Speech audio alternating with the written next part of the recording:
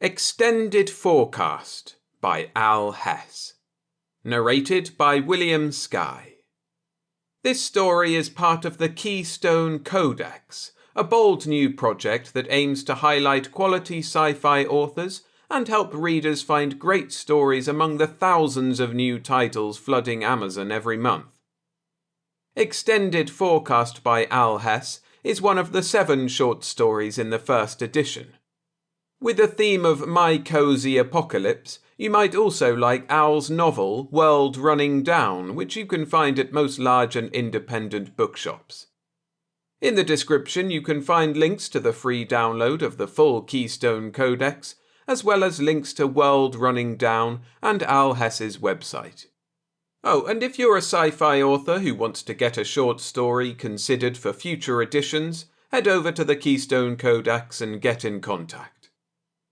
But for now, let's get to the story. So sit back, relax, and enjoy.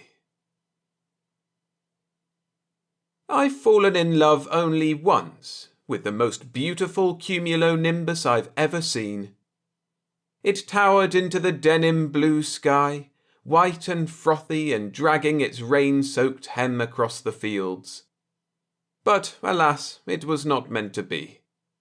No matter how intense our tryst as it pelted me with fat droplets, rain clouds only stick around for so long. The stout flower merchant named Neon with the beard and the sad eyes has also fallen in love. But his object of affection is a human farmer here in town who is arguably much easier to woo than a cumulonimbus. But only if the silly merchant ever makes his feelings known. Being the size of a human hand has many disadvantages, but I can easily zip over the heads of market-goers and weave past people in wide-brimmed hats and colourful canopies. The market is host to everything from special tea blends to very off-brand hardware components that may or may not have you functioning as intended. Neon's stall is easy to spot, and so is he. The potted and fresh-cut flowers look like colourful daubs of paint in an impressionistic painting, of which I have seen many in reproduction poster form in the abandoned Walmart beyond the crumbling overpass of Highway 23. Little chalked signs are staked in each of the flower buckets with names and prices. In a basket on the counter are samples of soap studded with dried flower petals. Neon takes up much of the space of the tiny stool, a dirt-smeared apron stretched across his belly, and his faceplate pulled tightly over his human face. The stainless steel mask is a common style among medium-sized robots, and one Neon typically wears unless he has to put food in his face hole or give me an annoyed expression he cannot make with it on. Not quite human anymore and not quite AI, Neon has the ability to neurally link with me like the robots do, but I haven't yet won him over to the idea. I stop at the stool and hover near his head. "Hello." Neon turns toward me, hands on his hips. "Hey, Katie. Nice day, "Yes," I exclaim. "It's 73 degrees, sunny, with 1.8 mile-an-hour winds from the southwest. The dew point is 15%, chance of precipitation 2%. The air quality index is excellent." That's great. "Would you like to know the extended forecast?" Tonight there will be a low of 49 degrees, partly cloudy with 5 mile an hour. Thanks, I think I'm good. A fallen leaf floats in the water of a plastic bucket filled with red tulips. He plucks it out and tosses it to the side. "Are you sure?" I ask. "What if there are going to be severe winds tomorrow, and you're hit with a piece of metal siding at 103 miles an hour and tragically die without ever telling Atticus you're in love with him? Have you seen him today? Did you tell him he has the sexiest asparagus? Or perhaps you made him an everlasting rose out of aluminium snipped from Red Bull cans? Those are free ideas, by the way." Neon lifts his mask and glares at me. There are high spots of colour on his fair cheeks, and his mouth is pinched in a frown, which is not at all the appropriate facial expression in response to my willingness to help him with his love life. "We've talked about this," he says. "Yes, but not nearly enough." "That's not what I—" He suddenly pulls his faceplate down and busies himself with rearranging the flowers and repositioning the chalk signs, even though there's nothing wrong with any of them. I spin around and spot Atticus casually sauntering toward the stool. His long black hair is tied back from his face, and his jean cut-offs are so short that I'm not sure they even qualify as clothing anymore. I drop down past the white petals of freshly cut carnations, nestling myself amid the stems. The light from my digital face screen limns the flowers an electric blue, but I'm now at Atticus's knee level, and it's doubtful he will pay any attention. "Hey," Atticus says. My expertise is the weather, but I'm still modestly adept at detecting changes in humans as well. There's a sheen of sweat on Atticus's light brown skin, and he fidgets with the bottom of his plaid shirt. The remnants of silver polish create crescent moons around the edges of his fingernails. He says, "Been here long?" "The usual," Neon replies. "Slow this morning, though." Hopefully it picks up soon." "Yeah." This is painful to listen to. I could have seduced 3 rain clouds by now. "What about you?" Neon asks Atticus. I dropped off a basket of cherries, our first harvest of peas, and a bushel of asparagus." "Sexy." Atticus barks an awkward laugh, but it has more gusto than his normal shy and reserved speech. I'm convinced it won't take much for Neon to win over his crush. He just needs to work up the courage to make the move. He's surrounded by flowers, for crying out loud. But maybe there's something Atticus likes better than flowers. After some more painful small talk in which Neon does not present Atticus with a rose sculpted from Red Bull cans, they say their goodbyes and Atticus leaves the flower stand. I wriggle out of the carnations and drift back up to Neon. "Which of these flowers do you think you should have given Atticus but didn't, and now you regret it?"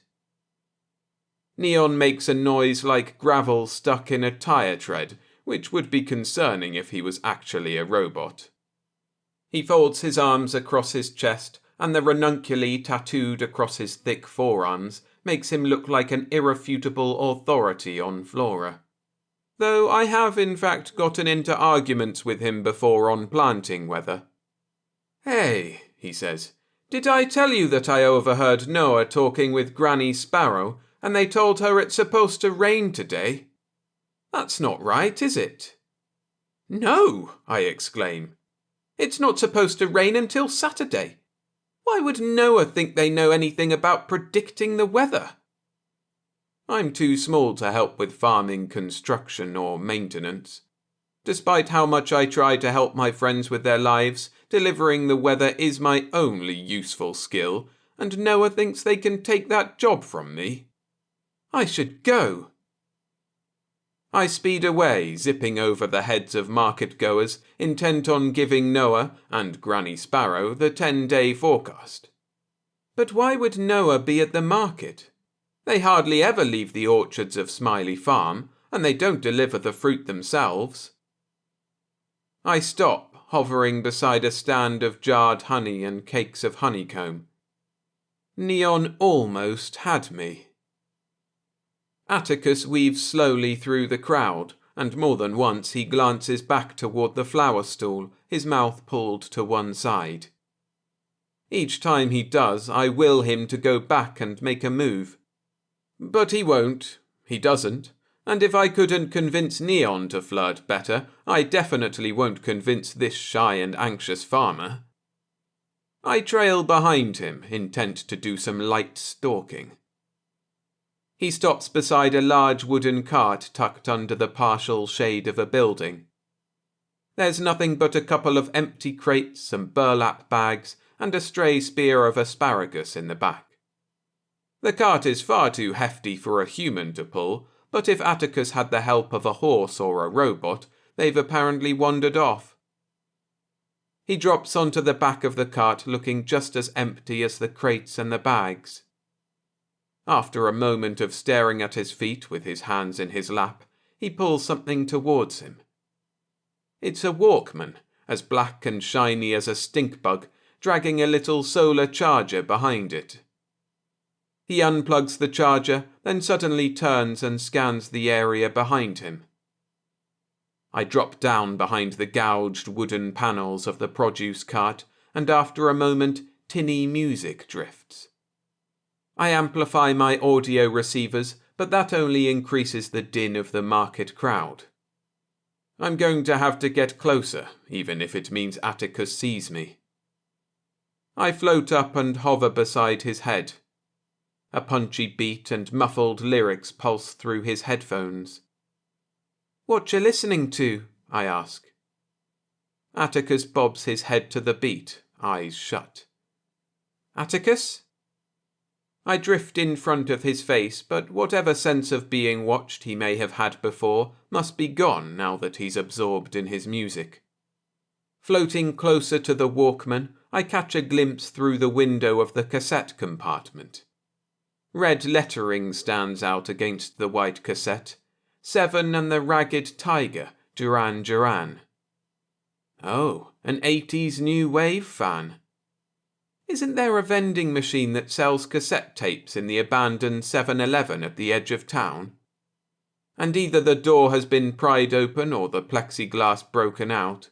It's been so long since I've had a software update that my memory isn't completely reliable, but I do recall the items inside the vending machine being accessible in some way.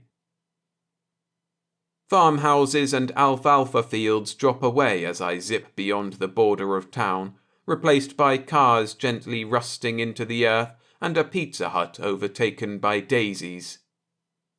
They surround the building, growing so high they obscure the windows and the faded graffiti. Billboards stand out against the blue sky, ragged strips of ancient signage fluttering from their edges in a 2.5-mile-an-hour wind from the southwest.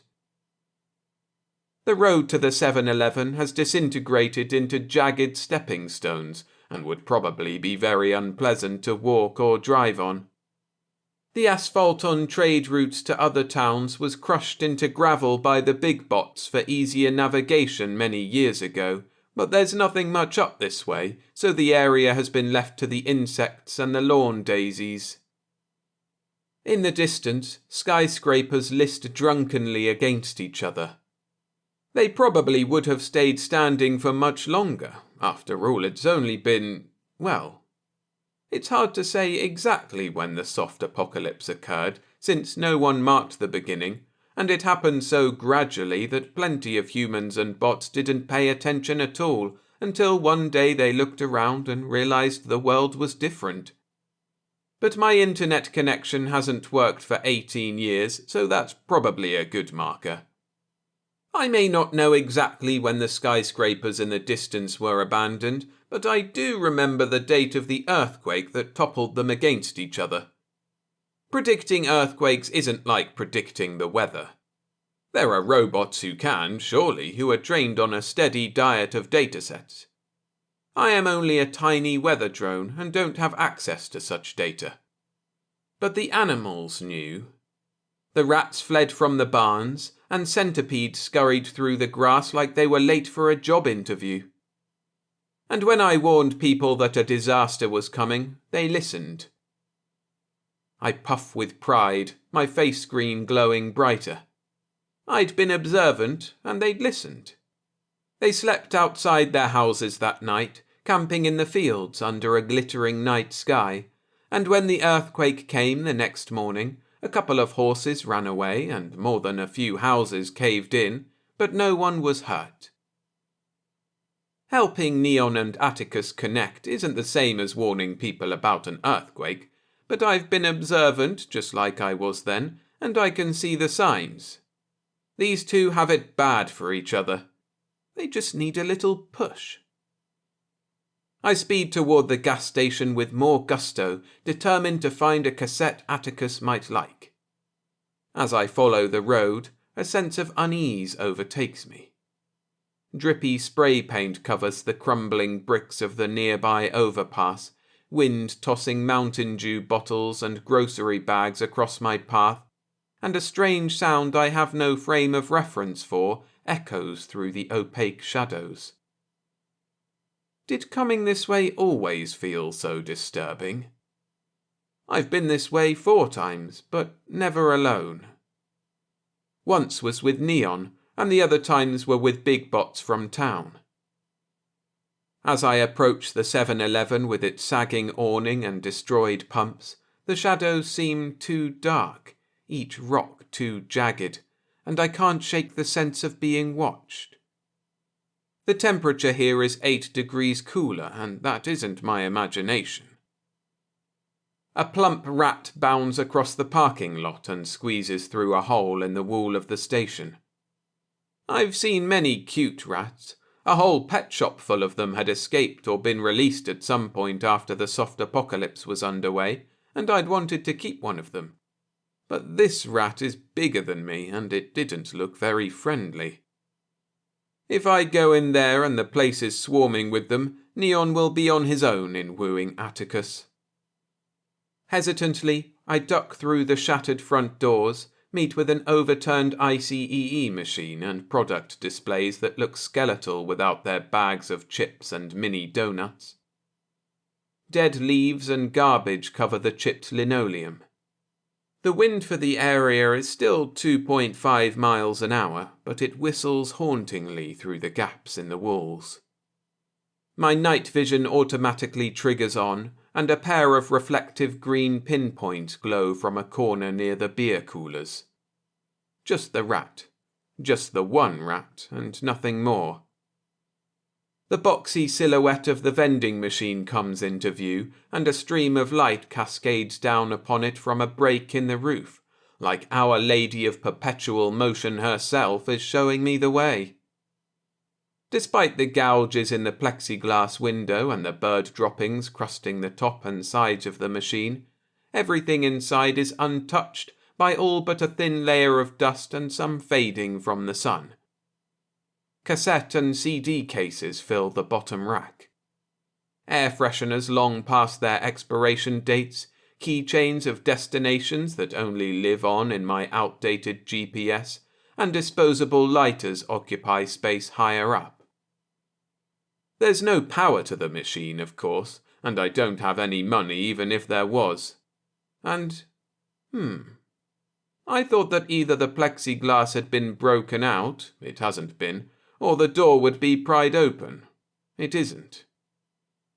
As I drift around the side of the machine, it's clear that someone either tried to open it or closed it back up again, as the door is slightly ajar. I try to wedge my body into the gap, but no matter how hard I shove, the door doesn't budge.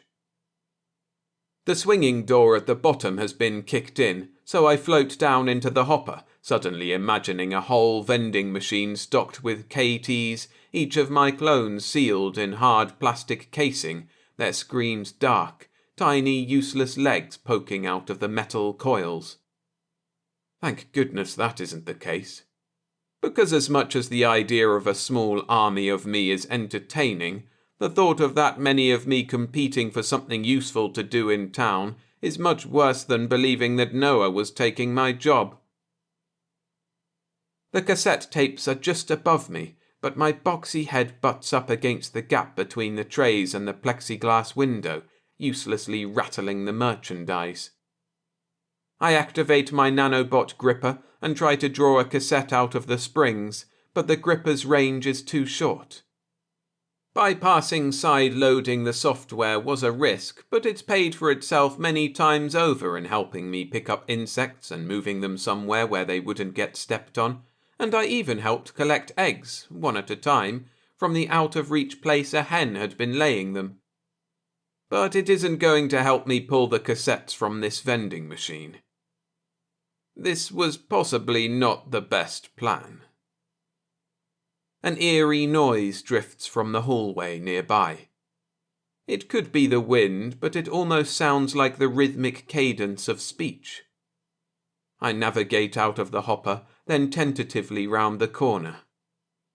The rat, or a similar one, sits in the hall and stares at me, then hops over what I realize is a large robot's leg extended out in front of them.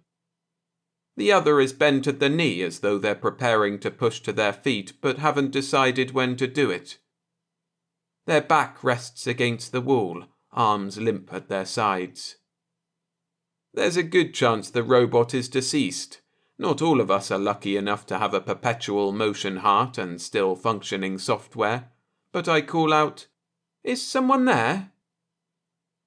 My question hangs in the darkness. Then a distorted voice says, "Someone is here." I yelp in surprise. The robot shifts but makes no move to leave their spot.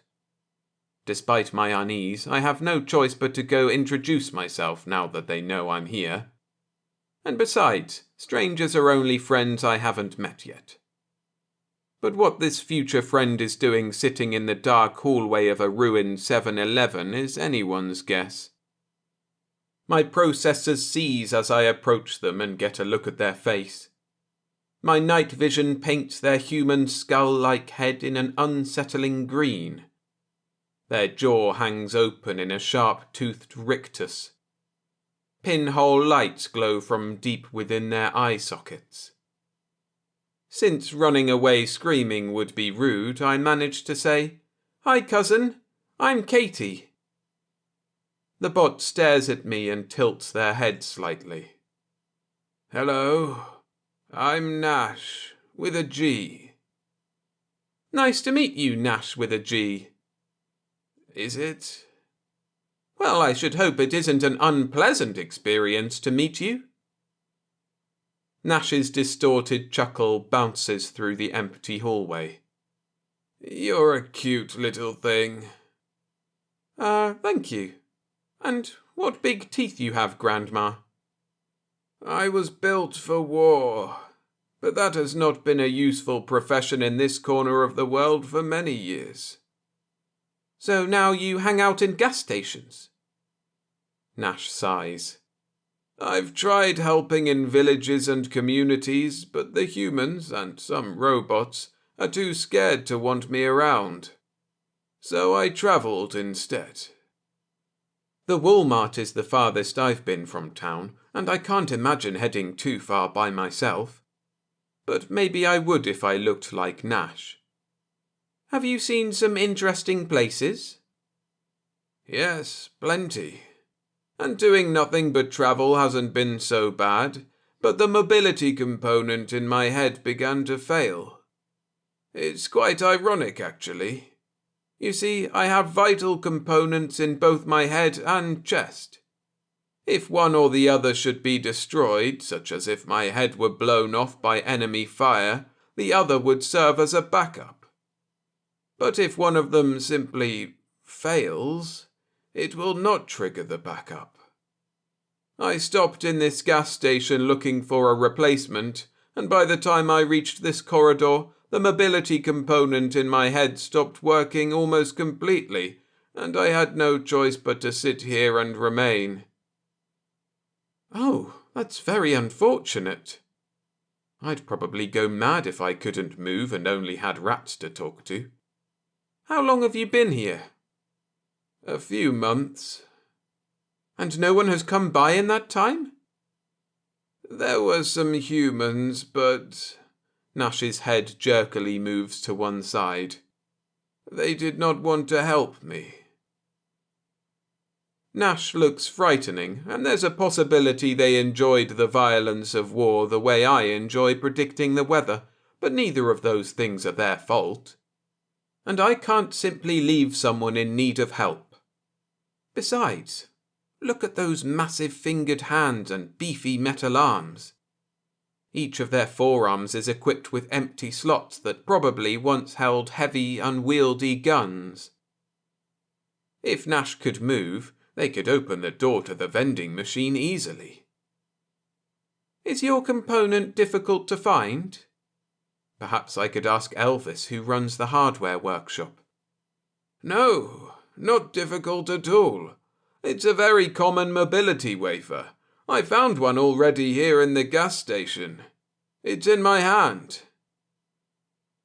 I stare at their upturned palm, their frozen fingers curled around something small and metallic.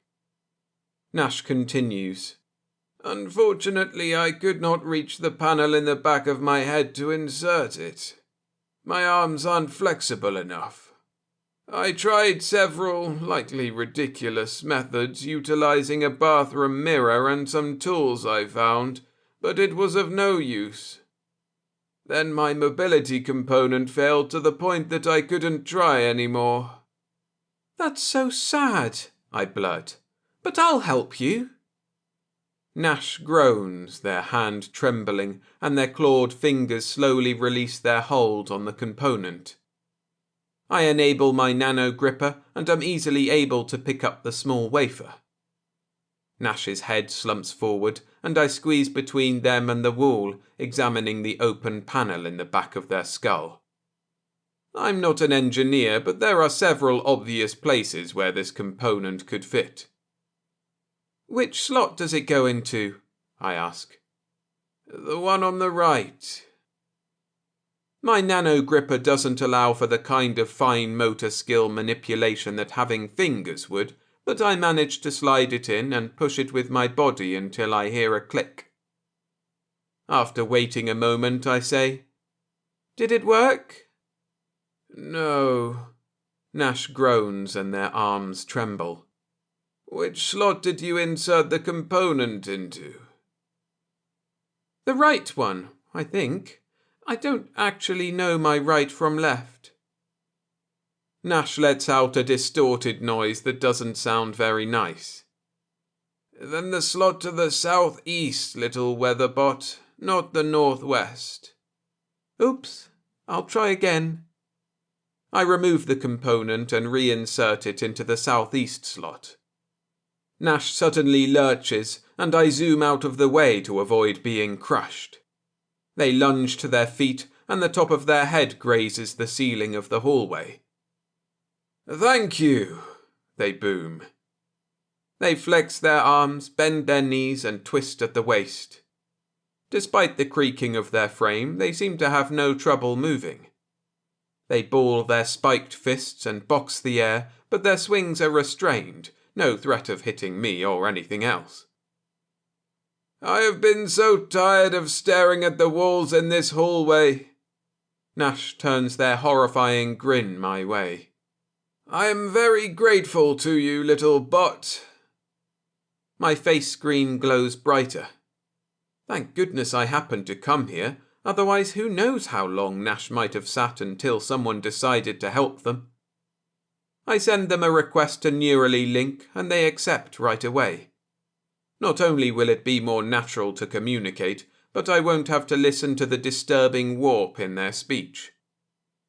Can I ask you a small favour in return? I say through the link. Yes, anything.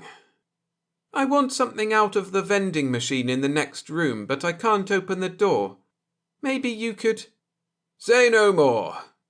Nash strides out of the hallway, and I hurry to catch up. I round the corner in time to see them slam their massive fist into the window of the machine.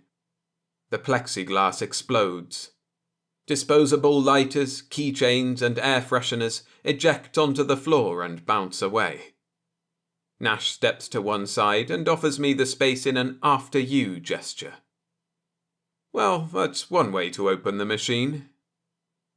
Their punch thankfully landed in the upper portion of the window and away from the cassette tapes. I make a note to be very specific if I have to ask Nash to do something again. I float in front of the selection of tapes and activate my nano gripper. One of the cassette cases slides from the wire coil, but it catches as I try to pull it free and I lose my hold. "Want me to get it?" asks Nash. I hesitate, imagining the cassette crushed in their grip like brittle paper. "Yes, but I need it intact, please." The warped chuckle coming out of Nash's skull is not reassuring, but they squat down and gently pinch the cassette case between 2 fingers and pluck it out. After setting it on the counter, I ask them to pull out a selection of others. They spread them out for me to inspect. Conway Twitty, the #1 hits collection. There are probably quite a few farmers in town who would like this tape, but I don't think Atticus is one of them. Incy Wincy Spider, over 20 minutes of playing time. Definitely not. Insane Clown Posse, the amazing Jekyll Brothers. I don't know who Insane Clown Posse is, but the interior art of clowns licking machetes doesn't give me a good feeling. Aha! Yes, Aha, Hunting High and Low is definitely the type of music I'm looking for, and hopefully an album Atticus will like. But when I try to pick it up, it slips from my grip and falls back onto the counter. Oh no. Maybe if I tried carrying only the cassette without its case it would be light enough, but that wouldn't be as nice. Atticus wouldn't get the album art or lyric sheet inside. Frustration builds in my core at the idea of having to make 2 trips. I can't even carry a damned cassette tape. So tiny that I'm lucky I can even hold the 10-day forecast. Nash picks up the fallen tape. "It's too heavy, I'm not surprised given that it's nearly as big as you are. Where did you want to take it?" "To someone in Meridian. It's a small town a couple miles south of here." "Oh." After a moment of staring at the tape in their palm, they say, "I would offer to carry it for you, it's the least I can do, but as I mentioned, people in towns are quite frightened by me." There are plenty of robots as large and powerful as Nash, and they have no trouble being accepted in town. They're normally appreciated because their size and strength make short work of pulling carts and gathering crops. It's only Nash's head that's liable to give people nightmares. "Hang on," I say. "I think I have a solution." After floating behind the checkout counter, I scan the contents of the shelves. A stack of white plastic grocery bags catches my attention. In the center of each is a smiley face, the vivid yellow preserved all these years by the dark recesses of the shelf, and arching beneath it is, "Have a nice day." Perfect. I pick up the top bag, shake it open, then rotate it upside down and drop it over Nash's head. The smiley and words are upside down, but hopefully it will convey the sentiment all the same. "Can you see through the bag?" "No need. I have visual sensors in my chest." Garbage and bottles crumple under their feet as they stop in front of the glass door of a beer cooler. Do you think this will reassure the humans in your town?" "Well, you're smiling now." "I was always smiling," they reply. "Yes, but now it's a nice smile." I float beside Nash and tug the bag down a little further, centering the upside-down smiley. "I think it will do. And perhaps you can find a new faceplate in town. There are always plenty for sale." "Oh, a wonderful idea. Now show me to town, cousin, and I will deliver your cassette tape." I compile a packet containing a map of town and points of interest, then send it to Nash through the neural link. Despite their inflexibility in reaching the back of their head, it seems that there are several pockets and panels affixed to their chest for quick access, as they're easily able to slide the cassette tape into one of them. They suddenly snatch me from the air and gently deposit me into the same compartment. I'm jostled inside the pocket until I manage to slide between the tape case and the felt lining and peer over the edge. Chunks of debris bounce off of Nash's shoulders.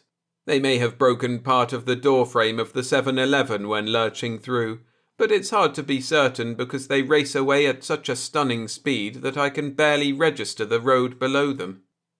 My graphics processors are quick enough to capture bolts of lightning the second they strike, but they struggle to even register the terrain streaking past as Nash races toward town. "It is fantastic to move again," they say. They reach the first houses and barns of town in a third of the time it took me to cover the same distance. When they slow to a walk, I direct them to Atticus's family farm. It's not a guarantee he'll be there, but it's unlikely he's still at the marketplace. I could just as easily give the tape to Neon, but I hate the idea of it sitting in the back of his flower stall, buried under flower cuttings and baskets of sample soaps until, if Neon works up the nerve to give it to Atticus.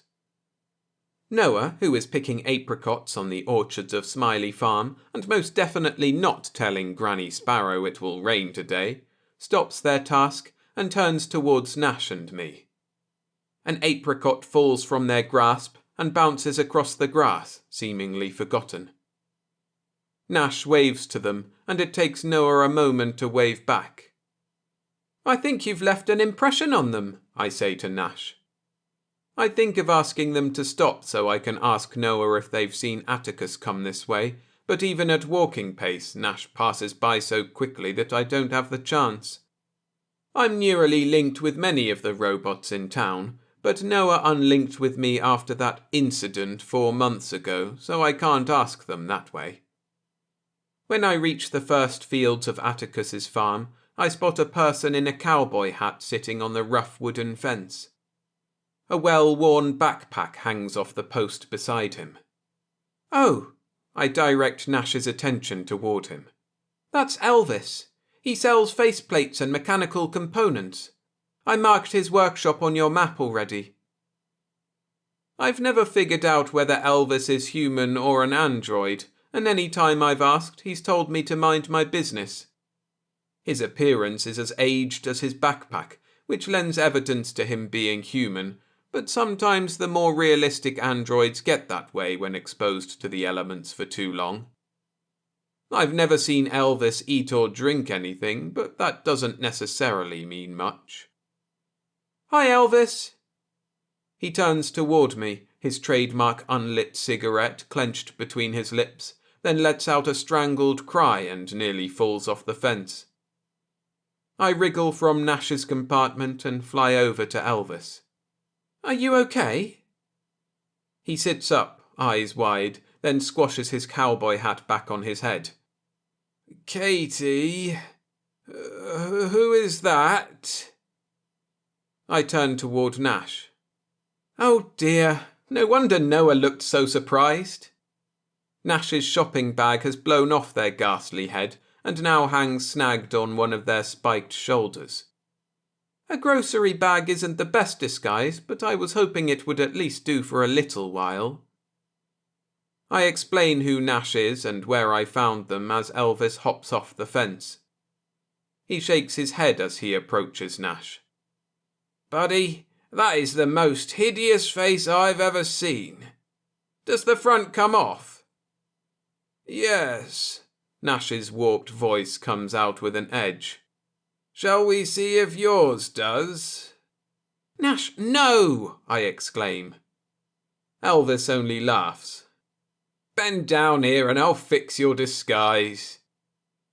Begrudgingly, Nash kneels and Elvis plucks the plastic bag from their shoulder. He mutters to himself as he inspects it, then he tears it down the back and wraps it around Nash's grinning skull, smiley face right side up, and knots it in the back. He knocks his fist against Nash's chest panel, then takes a step back.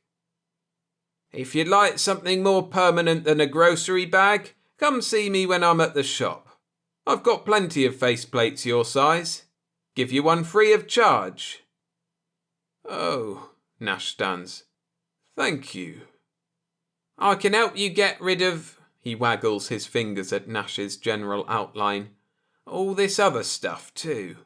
File off the shoulder pad spikes and such. Or not. being intimidating has its advantages too. Do you know if Atticus is at his farm? I ask Elvis. Yeah, I was just there talking with his stepfather. You gonna go see him? Good thing you ran into me first. Your friend would have scared the pants off that poor boy. That definitely would not have won Neon any romantic points. I thank Elvis, then follow Nash toward the farm. They walk silently beside me, and though their smiley face looks perfectly fitted now, I can sense their irritation through the neural link. Are you upset that Elvis called your face hideous? I'm sorry he's so blunt. Nash shakes their head. I already knew it was. I just thought coming to a town might be different this time. It will be. You've only traumatized 2 people. Hardly the whole town. And now your disguise is securely in place and you have a free faceplate waiting for you. Elvis has some popular styles and even a couple of digital ones that can display different expressions once they're connected. We near a modest farmhouse with tinkling wind chimes hanging from the eaves. Sturdy wooden chairs with thick cushions sit on the porch. Chickens wander the yard and a goat stares at us impassively.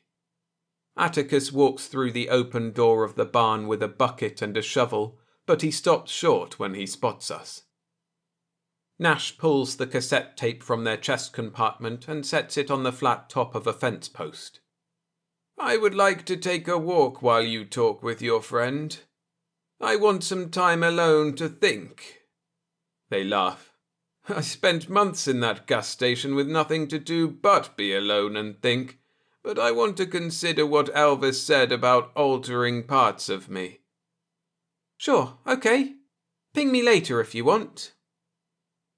Atticus sets down his bucket and shovel and wipes his forehead with the back of his arm as he approaches me.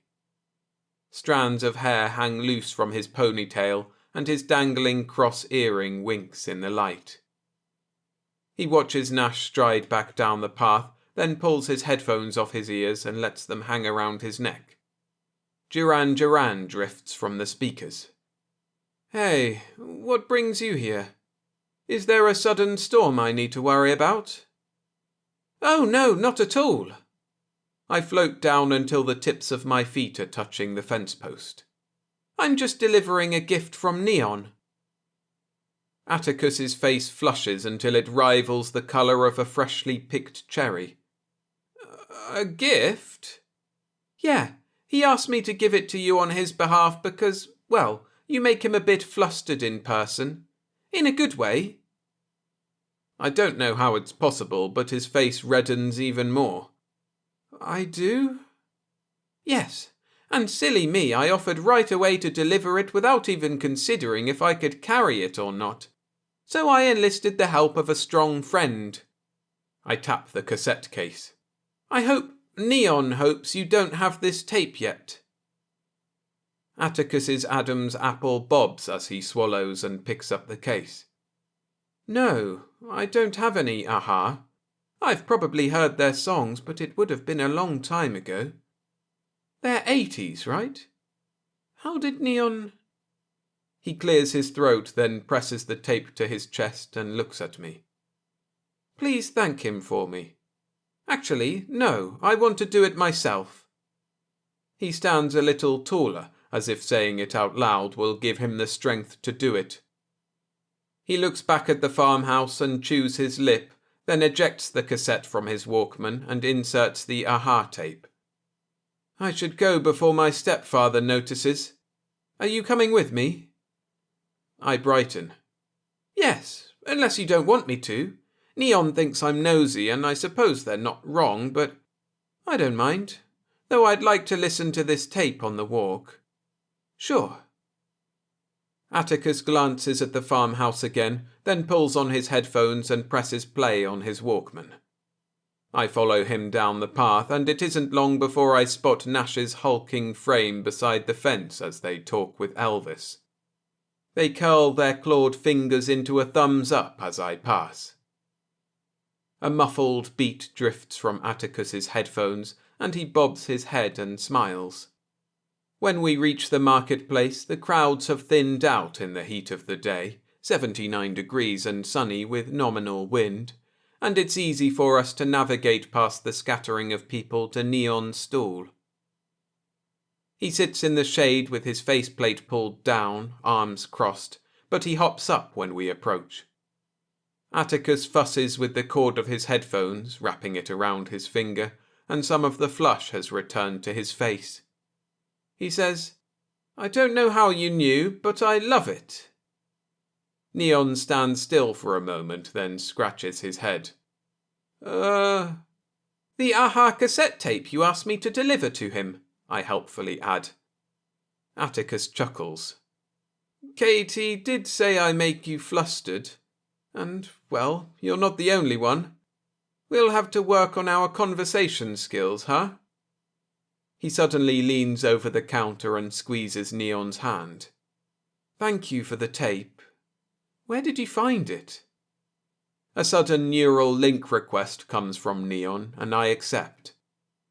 "Katie, help me out here." "In the 7-Eleven, in a vending machine," I reply.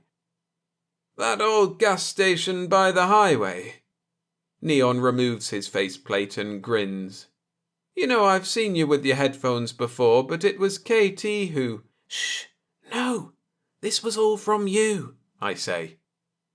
Neon shoots me a grateful look and tugs on his beard.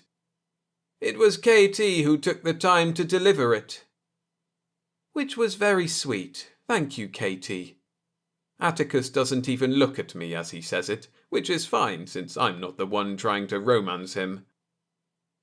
"I'm glad you like it because it was that or Billy Idol's Happy Holidays album," Neon says. "Oh God, my mother already has that. And don't get me wrong, I like Billy Idol, but that one is a bit weird. And it's the wrong time of year." "Then give me back my Aha." Neon holds out his hand. "If you don't celebrate Christmas year-round, I can't very well be giving you a merry June 20th gift." Atticus laughs and leans against the counter, toying with his earring. "Look at you bantering like you've known how to do it all along," I say. "It's been a while since my last relationship, okay?" Neon's grumpiness drifts through the neural link. "And I really like him. I don't want to screw this up." "What other things does he like?" "You should ask him. You could even give him a flower if you knew where one could acquire such a thing." He glares at me and puts me on mute before I can say anything else. Well, it's doubtful they need my help now anyway. I drift away from the stall and glance back in time to see Neon tucking a purple and yellow pansy behind Atticus's ear. Yeah, they don't need my help now. Nash pings me from Elvis's workshop. "I can't decide which new face to choose. Want to take a look?" "Oh, I can definitely help with that. If today proved anything, I can help with many things I wasn't intentionally designed for. And there's no telling what I might be able to do in the future." I zip through the marketplace and down alleys overgrown with ivy and morning glory. Cirrus clouds are moving in from the south, and one beauty catches my eye, a bright white curl like the soap samples on the counter of Neon's stall. I imagine those soap smell as fresh and bright as the day feels. The extended forecast is looking good.